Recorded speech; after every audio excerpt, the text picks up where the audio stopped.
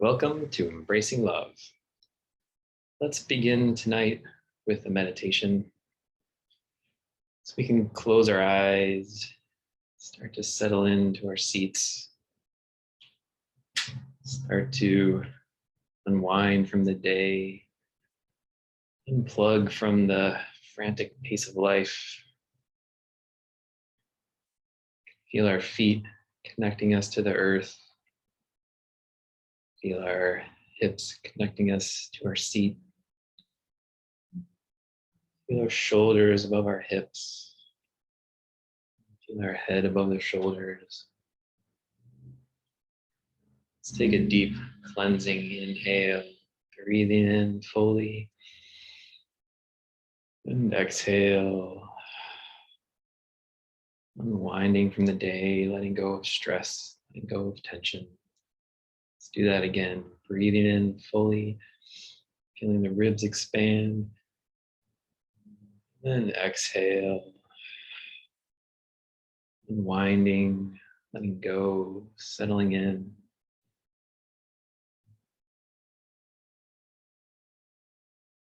Now let's begin by bringing our attention to our feet. And starting to imagine a calming, relaxing sensation in the feet. If it feels good, we can wiggle our toes and notice each individual toe, and then allow the feet to be still and relax completely. Feel the balls of the feet relax, the arches, the heels, the tops of the feet. Feeling this relaxation throughout all the entire foot. And then let's imagine this relaxation moving up to the ankles, the front of the ankles, the sides of the ankles, the back of the ankles, Achilles tendon. Allowing the ankles to completely relax. And feeling this relaxation work its way up to the lower legs, calves, calf muscles, shin bone, the inside of the leg, the outside. It might feel good to flex those lower leg muscles for a moment and then release them. Allow the legs to completely relax.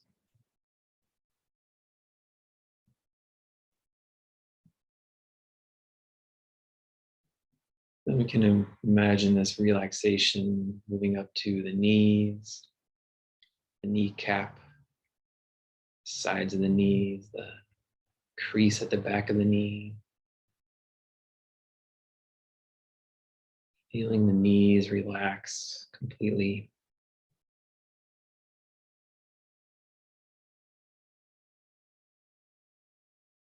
And feeling the upper legs relax, the thighs, those big quadricep muscles, hamstring muscles on the bottom,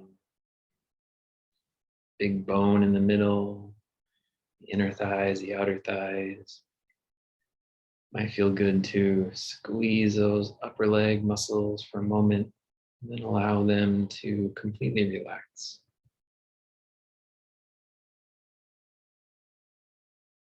Allowing this relaxation to move up to the hips now, the sides of the hips, the bottom of the hips, the front of the hips, the pelvis. Allowing the hips to fully relax.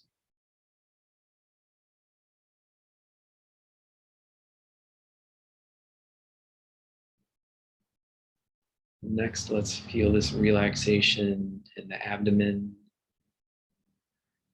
front of the abdomen, sides, the back, the lumbar spine, as well as the internal organs inside, the intestines, liver, pancreas, gallbladder, allowing everything to relax and be still. Might help to clench those abdominal muscles for a moment and allow them to completely relax.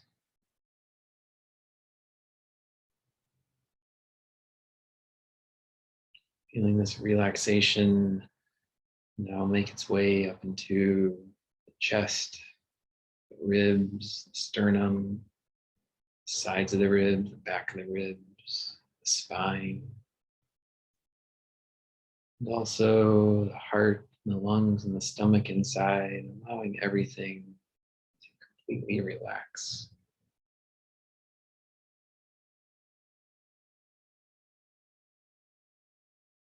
And feeling this relaxation up in the shoulders, the collarbones, tops of the shoulders, sides of the shoulder blades and back. That spot in between the shoulder blades.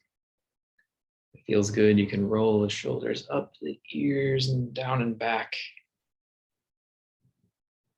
allowing them to be soft and relaxed.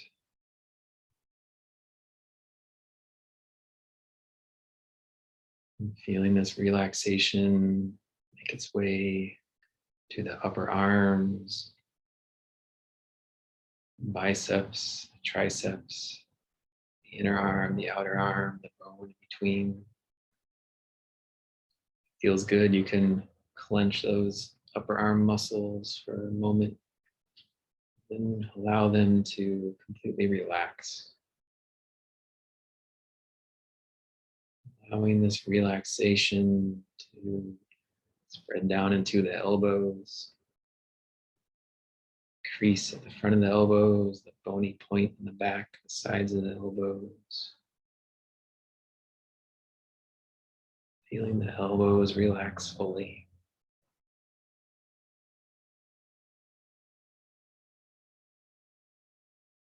Now imagining that relaxation moving down into the lower arms, forearms, those forearm muscles, the bones in between, the inner arm, the outer arm.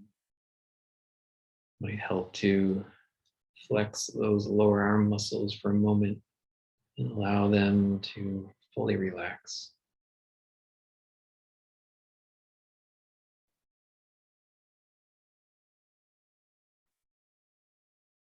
Feeling this relaxation in the wrists now, the inside of the wrist, the outside. Allowing the wrists to completely relax.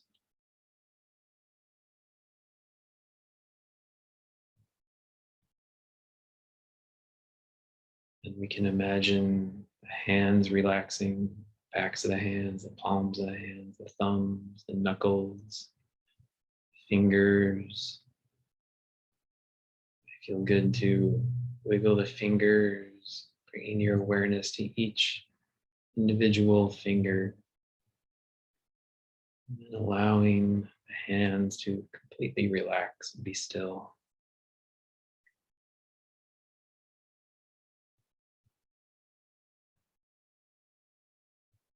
And we can move our awareness up to the neck, the throat, sides of the neck, the back of the neck.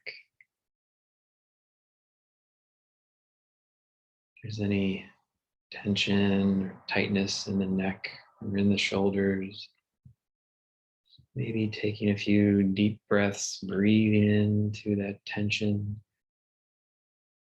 imagining it unwinding, imagine the muscles unwinding, imagine the tension dissolving as you exhale.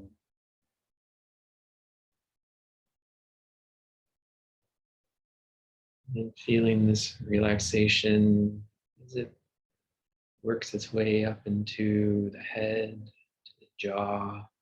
Maybe wiggle the jaw back and forth. Release any tension there. And allow the jaw to relax. Allow the mouth to relax, the teeth, the tongue, the lips. And feeling the cheeks relax, the nose, eyes, eyelids, eyebrows, spot in between the eyebrows, forehead. Might feel good to scrunch up the face for a moment and allow it to fully relax, letting all tension drain from the face.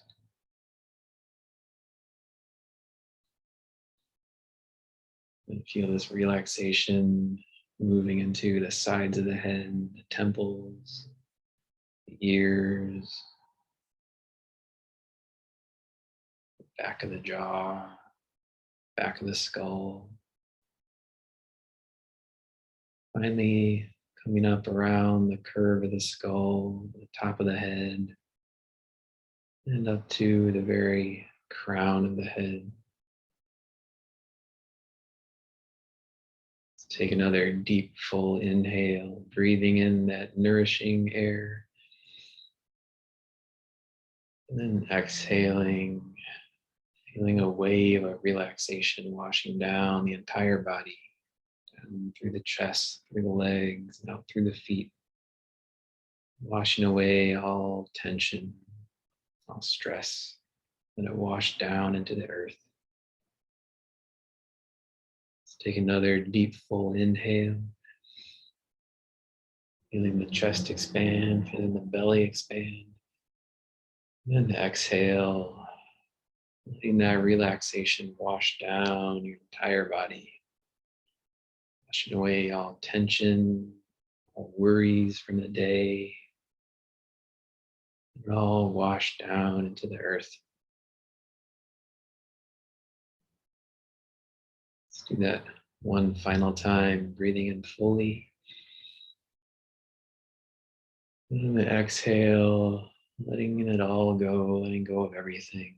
All negativity, anything that's not serving you, let it just wash down out of your body into the ground.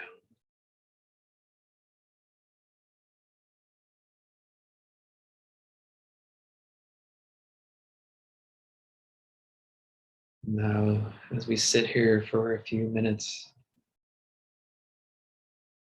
if you'd like, you can focus on the breath to give the mind something to cling to. Or you can maybe try just existing in this full body awareness, just opening yourself completely to the present moment, present experience. Just feeling your body, feeling your thoughts, feeling any sensations or distractions, just allowing them to be, allowing everything to be. Just saying yes to this present moment.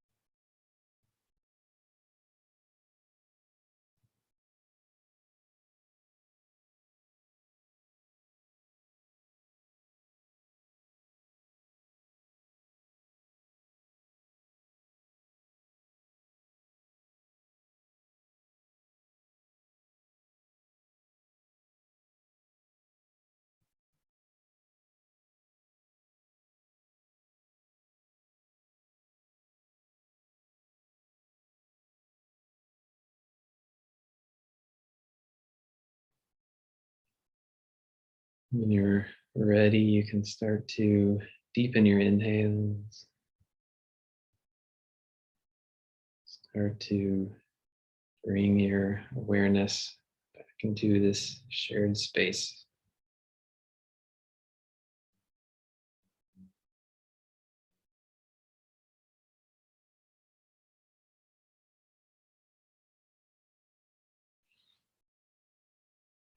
When you're ready, you can open your eyes and rejoin us.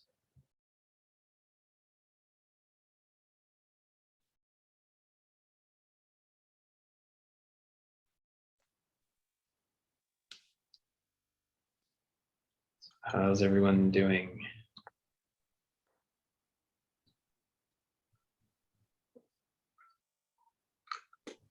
That was rad. I needed that. Thank you. Apparently everyone's all thirsty. Yes. Meditation is thirsty work.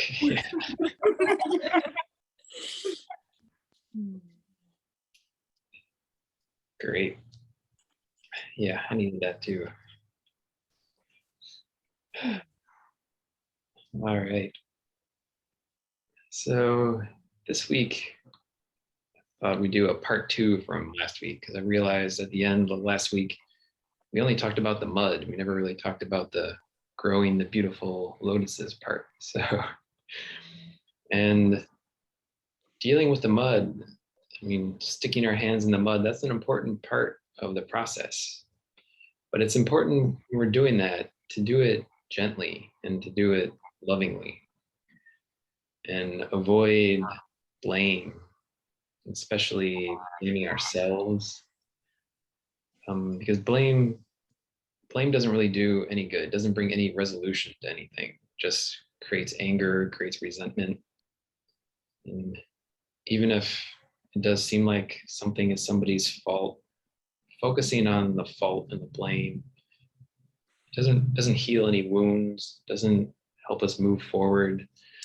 And so even if it's justified, even if anger and resentment is totally justified, it doesn't, if you want to heal those wounds, if we want to move forward, if we want to be more loving, it really helps to try to let go of that anger. And if it's too hard to let go of the anger, that just means we need to love ourselves more. And so, yeah, it just all comes back to more love. But after we've gotten our hands dirty, we've been digging around in the mud, and we've kind of starting to figure out what's going on. And Maria, you asked about how to do that, how to pinpoint the exact problem, how to pinpoint the exact issue or the exact wound. And that process is going to be different for everyone. And I talked a little bit about my process, but in talking to Jen, her process has been totally different for getting to the root of her wounds. And so it's going to be different for everyone, but for everyone, it's going to involve being willing to take honest looks at ourselves, look at ourselves honestly and curiously with an open mind, just trying to understand ourselves, trying to understand our past, understand our childhood, understand how we got here. And one thing that can help it, so if there's a particular pattern that keeps repeating or a particular feeling that's holding us back or a particular situation we keep finding ourselves in, it can help to start asking, when is the first time that I remember feeling this way or being in this situation? When is the first time, what's the earliest time I can remember having this experience, having these kinds of feelings, this kind of experience? And you may discover over time that what you think is the earliest time isn't the earliest.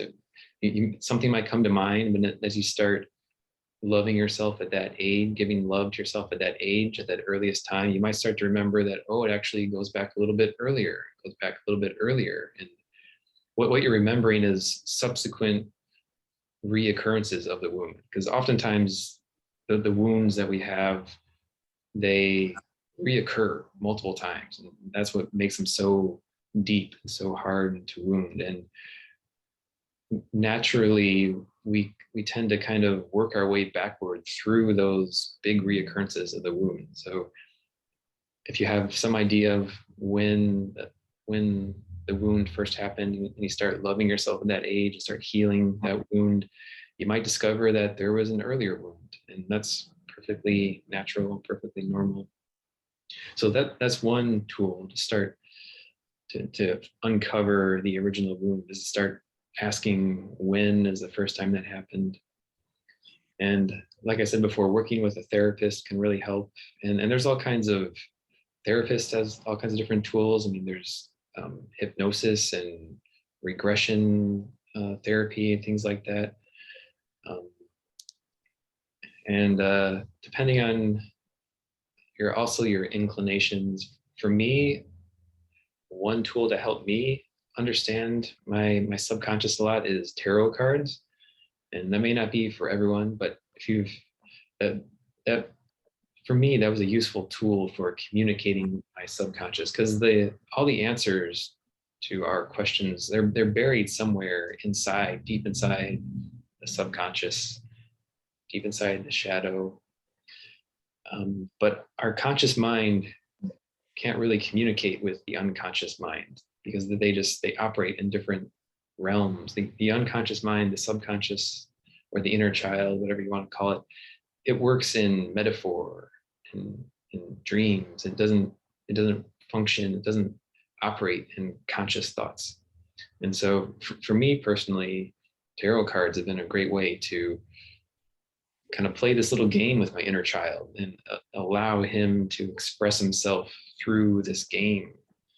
And so if you've ever had any kind of, and I just started kind of playing around with them a year or two ago, because I'd always kind of been intrigued by the idea of tarot cards. And it was just finally a year ago, I got a deck and started playing with it. So if that's something that's been kind of on your mind, you've been interested in, then you might check that out. One deck that I really like, it's called the Wild Unknown deck. And so it's something to consider that's ever, and if that sounds, I don't know, dumb or whatever, or ridiculous to you, then that's fine. It doesn't, to each his own, or to each their own.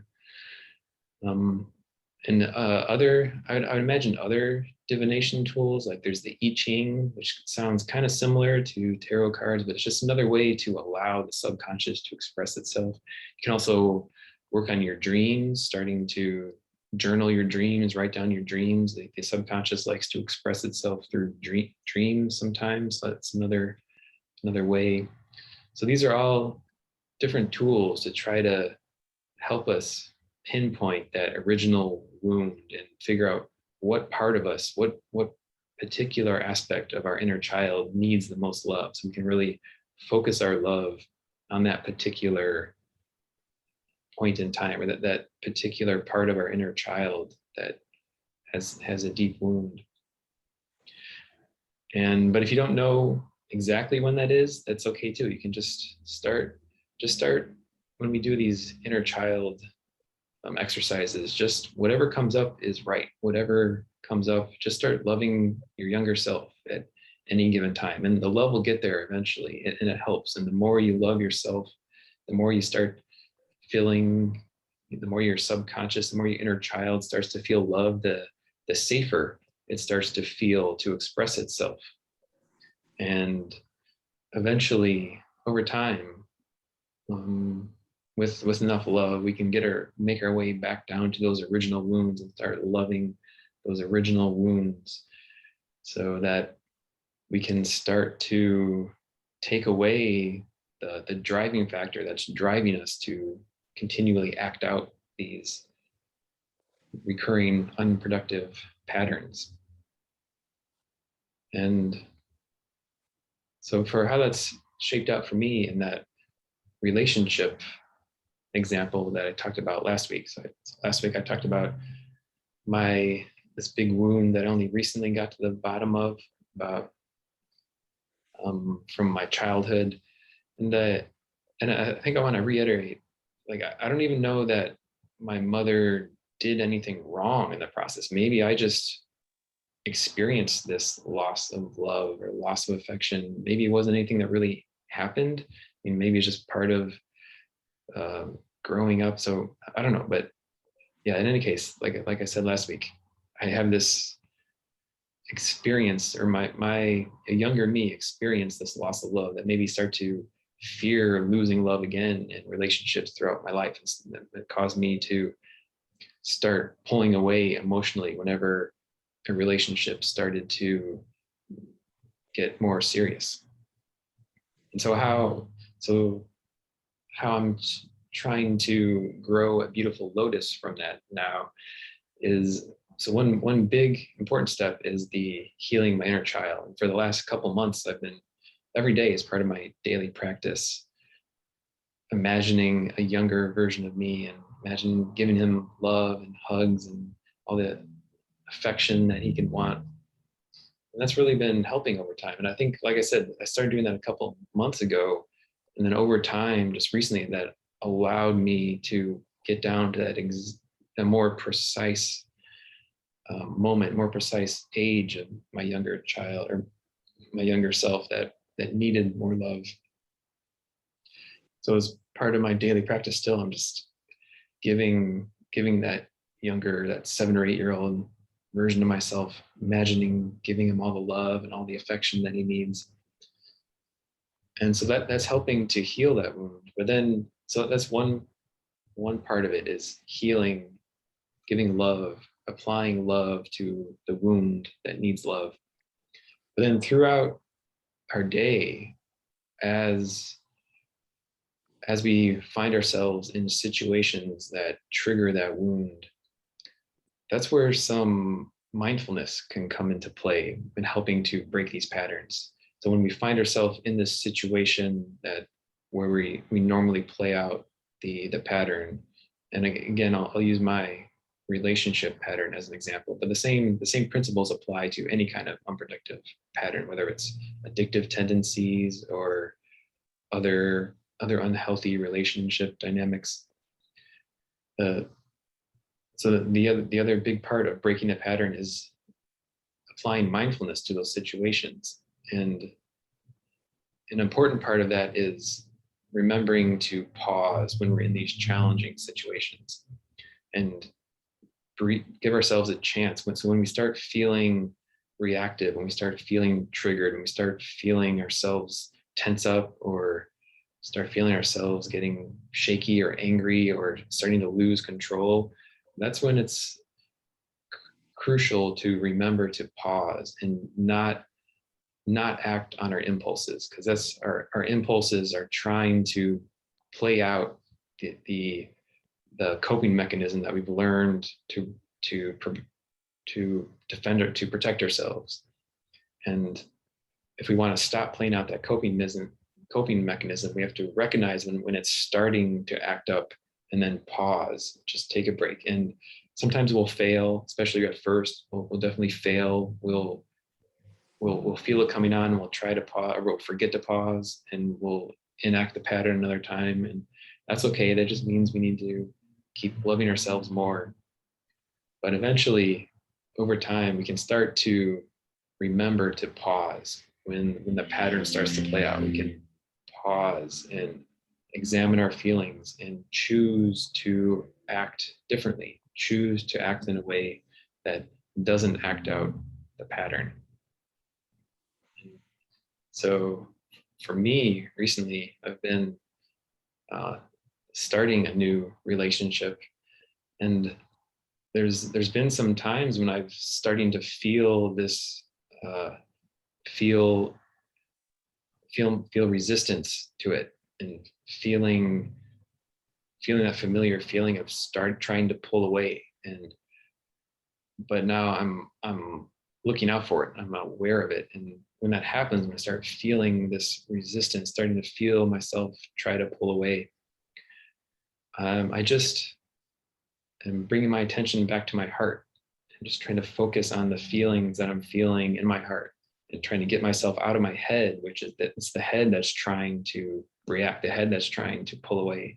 So instead of and this, I'm not even trying to necessarily resist the thoughts head on. I'm not trying to force myself to act differently. I'm just bringing my attention to my heart, bringing my attention to the feelings there, and so far that's been working. So we'll see. I mean, this is a work in progress, an experiment in progress. We'll see how it goes, and I'll let you guys know how it goes. We'll let you know if I'm totally full of shit or not. But I have hope that it can be different this time.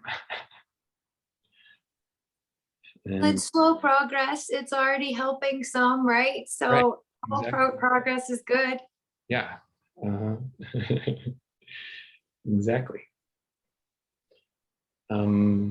So yeah, so that's just some thoughts and examples of how we actually go about growing these beautiful lotuses.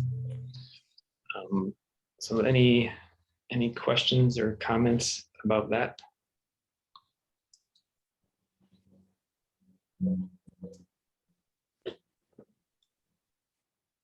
Does that make sense? So Maria, does that answer your questions? That give you? Yeah, absolutely. It makes a lot of sense. It feels for me like an extension of the therapy I had earlier today. I'm just really diving deep to that inner child and different wounds. And I love that you call them coping mechanisms, where in the program we call them character defects, which is a little bit more of a negative twist to the same thing. But I like that positive spin, and I've been using that with my sponsee too. Like, let's make this sound a little bit better, you know?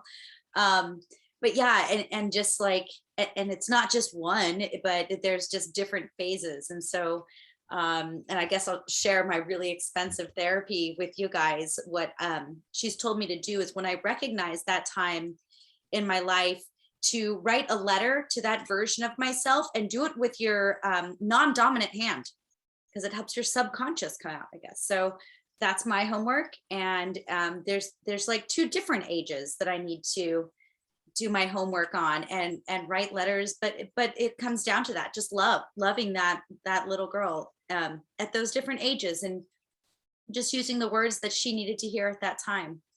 So yeah. Oh, cool. Wow. Yeah, that's interesting. We'll see how it works. Mhm. Sounds like a great idea.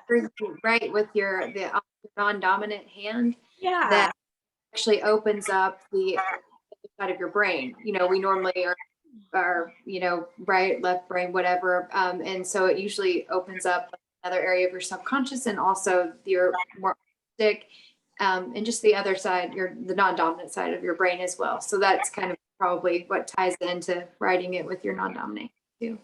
So what if you're ambidextrous like Matt? That's great. I didn't know that about you. That's awesome. Wow. Yeah, well, for writing, so yeah, I don't know. That'll be Right with your feet. Yeah, that's good. Great idea. I love the letter writing idea in general, though, regardless of which hand you choose to use.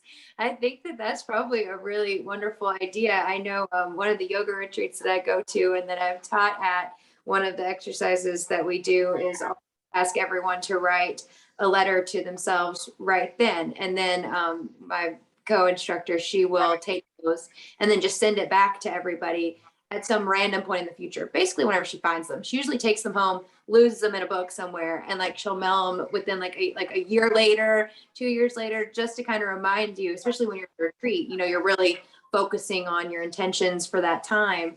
And then you read what you've to yourself then to help remind you to bring back your intention or your sankalpa at that point. But I just think letter writing to yourself in general is a really helpful tool. I think that's a really cool exercise too. I'm glad you mentioned about the subconscious thing, because she gave me that homework towards the end of our session, and I was like, are you just trying to torture me? Because I'm so like anal about my handwriting. So left-handed, I'm like, wait, what? Other side of your brain too, because I've heard that been being given to that exercise given to one of my friend's children. He was having some issues with his learning in school. They had him do that. He had to change all of his writing to his non-dominant hand, and it actually opened up the brain in the way that they were wanting, and it helped fix his learning not abilities. Learning style. Learning style. Thank you. That's great. I was like, I can't think Say of that. what I could say right now. Right. That's better. I love that. Well, now I don't feel so like bitter about that. Thank you for clearing that up. Oh, So when you said the therapy is expensive, can I be nosy and ask like how much is it? Because I just went to a counseling session and it was $170 and my insurance doesn't cover it. I'm like, oh my gosh. Yeah. And she'll do my chart and stuff like that sometimes, but I'm grateful now that my husband and I have separated and I'm just on my own income, it's covered by the state. So thank you, state of California. But yeah, it used to be $180 out of pocket. So Oh, okay. It's pretty standard then. I know, right? Crazy, but didn't want to start with a new therapist. I know it can be cheaper, but Wow. don't do that. It's not fun. I told y'all I was dealing with that this week myself. The new therapist deal, not fun. it sounds like an ordeal. Yeah. Oh God. No thanks. You have to have a therapist that you like connect with. It's definitely a relationship, and Yeah. to think of starting that over, especially when I'm going through this crazy transition in my life, is like, I don't want to do that. So thank you, state of California, and being broke. Yay. That's good. I'm lucky. My insurance covers all of it, or else I'd be in the poorhouse. Yes. Let's be honest. Yeah. Yeah, it's pricey. Wow. I thought my therapist only charges $100 an hour. I thought that was expensive. Yeah. I've heard of it like $70 an hour, and you can do it like on Zoom and stuff. But again, it's like she already knows all the stuff that's led up to my husband and I separating, and I don't want to freaking start over. Right. Yeah. This week, I can tell you, the reliving with new people, not fun. Not fun. Yeah. Oh, thinking of you on that. Oh, yuck. Not fun. Yeah. Yeah. All right. Well, let's meditate. We got 10 minutes left or so. Any requests? I love the love box breathing one, or I know we've been doing the inner child one a lot, and that's been helping. So either of those I would request. Yeah. Okay. Maybe we could do the box breathing and then into some inner child work. So I like doing one of the heart-centered ones first to get in that space of love, and then dive into the inner child. That sounds good. Okay, great. So let's close our eyes, settle into our seats. Feel our feet connecting us to the ground. Feel our hips in the seat, shoulders above our hips, our head above our shoulders. Let's take a deep, full inhale, breathing in, feeling the lungs expand, and exhale. Letting go, settling in.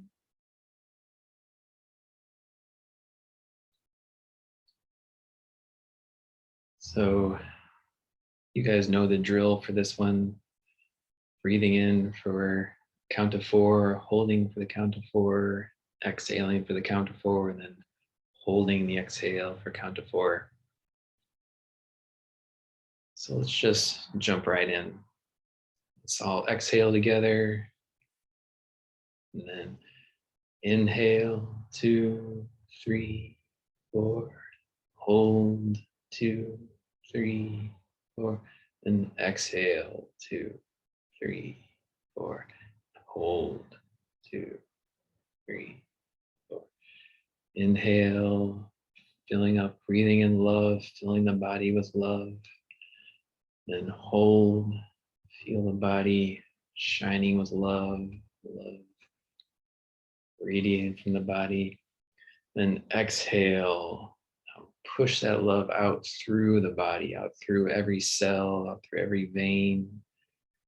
And then hold, feel that love surrounding the body like an aura.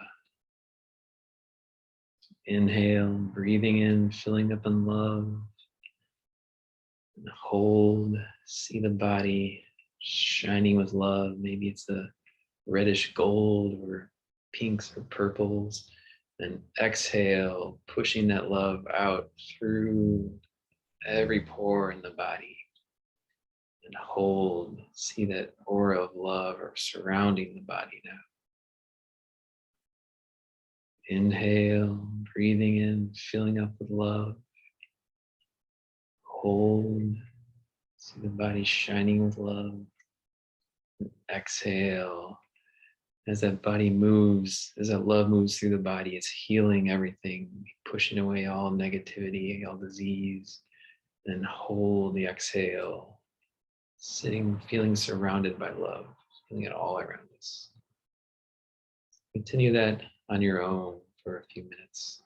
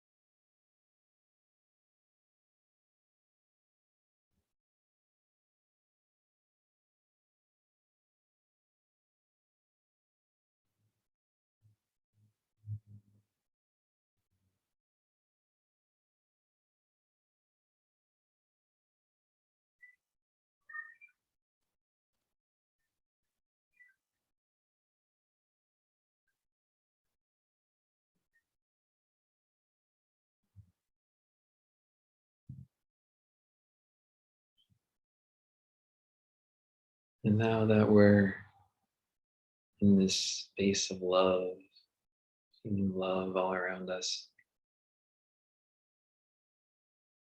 imagine back to a time in your childhood when you needed more love. Again, there's no right time, there's no wrong times. Whatever age your younger self pops into your mind, that's the right time to focus on. Maybe there's some specific incident where you can see that you needed more love. Maybe it's more of a general time frame.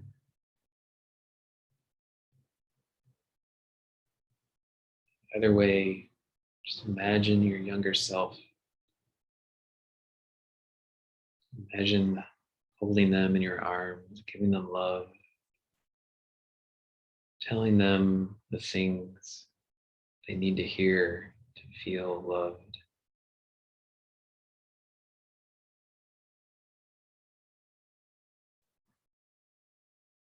Maybe they need to hear, I'm sorry. I'm sorry I hurt you. Sorry I wasn't there for you. Sorry I ignored you.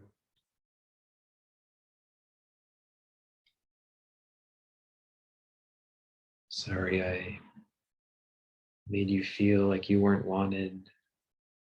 Sorry I told you you were too much. Sorry I didn't give you the attention you needed. Whatever you need to hear, whatever your wounded inner child needs to hear, you can tell them now.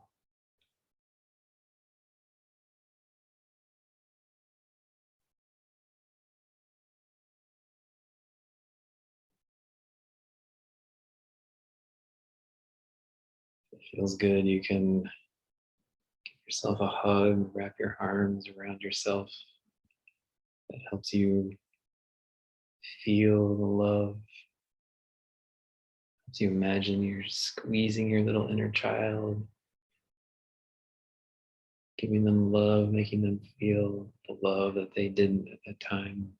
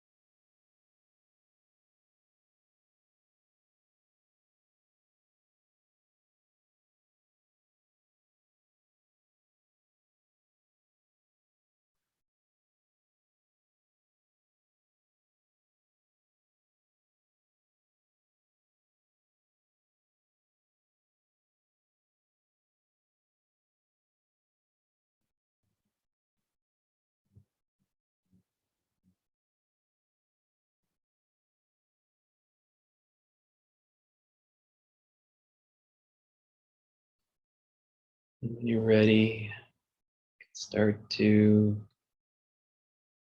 deepen your inhales. Start to come back from that earlier time.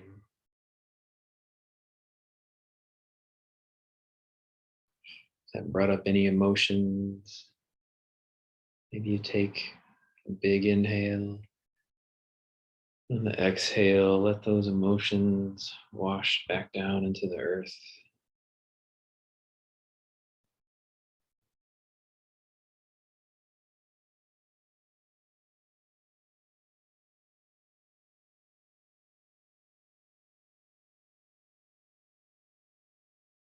Taking some deep, full breaths, deep inhales, letting go of the past, coming back to this present moment.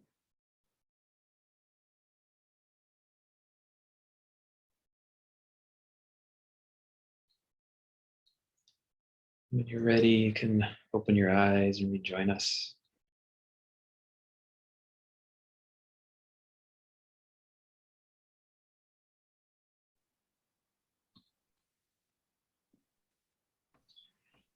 All right, well, we're about out of time. Any final questions or comments? How was that? It was good. I think that this inner child work is just helping me personally to feel feelings I didn't know how to feel, Great. or that an adult told me I wasn't allowed to feel at the time. Sure. Yeah. Yeah, I had a similar situation, Maria. I was talking to Jen about it on Tuesday, the same exact type of thing that I think I mentioned before that I had trouble trying to find a time, and I actually did find an exact incident, and that was exactly kind of the way that an adult potentially told me that I shouldn't have felt a certain way, and it's nice to realize that and be able to try to work on it.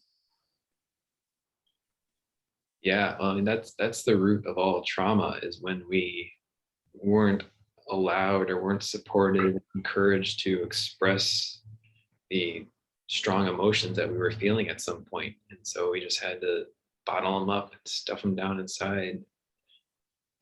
So yeah, it's necessary to let ourselves feel those and express them. Yeah, I think this session or whatever, Matt, you have done is far more helpful than any counseling I've ever had. I'm not sure counseling's worth $170 an hour, and I didn't realize it was going to be that expensive, and I've been on a wait list for months. Wow, And yeah. then I'm like, wait, my insurance doesn't cover mental health care. This is insane. That is insane. Like, I went to college, like I should have good insurance, but no, we don't value teachers in America. So Yeah. Value healthcare, and that's completely ridiculous.